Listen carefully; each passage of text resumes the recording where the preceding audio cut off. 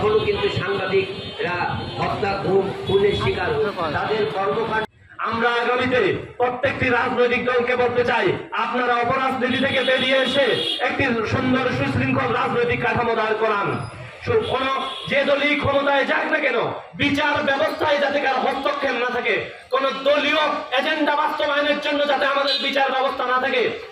মৌখিকভাবে শুধু বলা হচ্ছে বিচার ব্যবস্থা স্বাধীন, কিন্তু যে যখন ক্ষমতায় যাচ্ছে সে তখন তারই কুক্ষিগত করে তার মতো করে ব্যক্তিগত রায় দেওয়া হচ্ছে এই রাষ্ট্র থেকে। আমরা এ ধরনের বিচার ব্যবস্থা চাই না। এ ধরনের বিচার ব্যবস্থার সংস্কার অতীব জরুরি। তারপরেই বাংলাদেশের যে কোনো নির্বাচন ব্যবস্থা নিয়ে নতুন রাষ্ট্র ক্ষমতা, নতুন সরকার গঠন হোক, এটুকু প্রত্যাশা করব। সেই সাথে আমরা মনে করি এই রাষ্ট্রের প্রত্যেকটি অপরাধের পিছনে দুটি প্রধান কারণ দায়ী। সেটি হচ্ছে, এক, এই রাষ্ট্রের যে রাজনৈতিক দলগুলো আছে তাদের মধ্যে অপরাজনীতির চর্চা। দুই, এই রাষ্ট্রের যে রাজনৈতিক দল এবং প্রভাবশালীরা আছে এবং যে আইন শৃঙ্খলা বাহিনী আছে, তাদের যে বলয় আছে সেই প্রভাব, যারা এই রাষ্ট্রের মধ্যে বিশৃঙ্খলা তৈরি করে, মাদকের ব্যবসা করে, মাদকের চোরাকারবারি করে, তাদের ছত্রছায়ায় তারা থাকে। তাদেরকে আশ্রয় প্রশ্রয় দিয়ে তাদেরকে লালন পালন করা হয়। বান্ডেল থাকলে প্রতি সেনমানিতে টাকা বাঁচবে। বিকাশ সেনমানি বান্ডেল কিনে জিতুন প্রতি লেনদেনে। মানববন্ধনে মিলিত হয়েছে। আজকে আমরা সংবাদপত্রের সাথে যারা জড়িত, সাংবাদিকতার পেশায় আমরা জড়িত, আমাদের কোনো নিরাপত্তা নাই, আমাদের জান এবং মালের কোনো নিরাপত্তা নাই। আমরা দায়িত্ব পালন করতে গিয়ে সবসময় আমরা বাধাগ্রস্ত হচ্ছি। এবং কিছুদিন আগে গাজীপুরে আমাদের এক সাংবাদিক বন্ধুকে হত্যা করা হয়েছে, নির্মমভাবে হত্যা করা হয়েছে। শুধু সাংবাদিক তরুণ নয়, সারা বাংলাদেশে স্বাধীনতার পর থেকে এখন পর্যন্ত শতাধিক সাংবাদিককে নির্মমভাবে হত্যা করা হয়েছে। এবং এই সমস্ত হত্যাকাণ্ডের যে বিচার হওয়া দরকার ছিল, যে বিচার আমরা দেখতে চেয়েছিলাম, সেই বিচার কিন্তু আমরা পাইনি। আমরা এই বিচার না হওয়ার কারণে, এই বিচারের সংস্কৃতি না থাকার কারণে আজকে আমাদের এই পেশাটি অত্যন্ত হুমকির মুখে পড়েছে। আমি এই সরকারকে জানাতে চাই, পুলিশ বিভাগকে জানাতে চাই, প্রশাসনকে জানাতে চাই, যদি আপনারা আমাদের নিরাপত্তা দিতে না পারেন তাহলে এই প্রেস মিডিয়াগুলোকে আপনারা বন্ধ করে দেন, তাহলে আমরা খুব আরামেই থাকতে পারবো।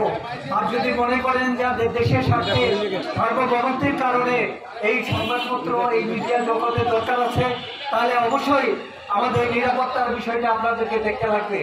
সাংবাদিক নির্যাতন, গুম, হত্যা শিকার হয়েছে, কিন্তু আমরা বিচার পাইনি।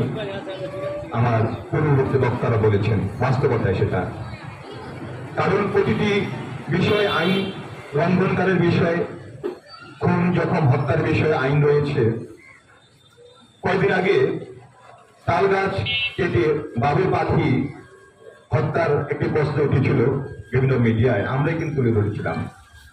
সে সময় সেই বাবু পাখি যে গাছ কেটেছিল তাকে কিন্তু আইনের আওতায় এনে তার বিচার করা হয়েছে।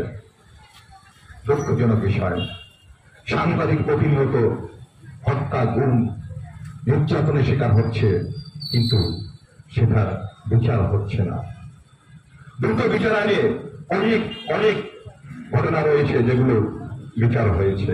সম্প্রতি এক শিশু হত্যার ঘটনাকে কেন্দ্র করে আমরাই সাংবাদিকরা লেখনী দিয়েছিলাম বলে দেশে শুধু নয় গোটা ওয়ার্ল্ডে একটা তল্পাড়ি শুরু হয়েছিল, এবং সেই যারা জড়িত ছিল সেই শিশু ধর্ষণ এবং হত্যার ঘটনায় তার কিন্তু তাৎক্ষণিকভাবে তাকে আপনার বিচার কার্য করা হয়েছে তার বিরুদ্ধে। কিন্তু আমাদের সাংবাদিকরা যে নির্যাতন, হত্যার শিকার হচ্ছে, আমাদের জন্য সরকার কি করছে? জনগণের নিরাপত্তা, সাংবাদিকদের সুরক্ষা দায়িত্ব কার? সরকারের। বর্তমানে এই যে আমাদের সরকার রয়েছে, এই সরকার আমাদের জন্য কি করছে?